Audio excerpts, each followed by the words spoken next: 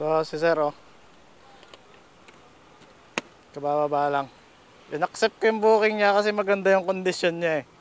Medyo matraffic yung pupuntahan niya pero mga around 11 minutes o 15 minutes, parang ganon.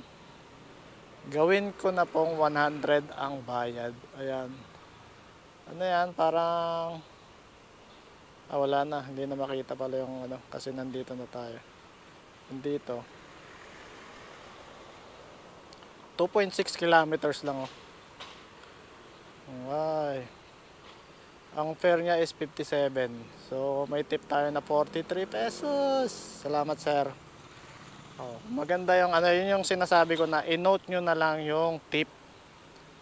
Oh, gaya niyan, oh. Ito binigyan ko tayo ng 100. Oh, meron na naman. Pasig. Oh, yung daming booking dito. Ay, 1.4 kilometer.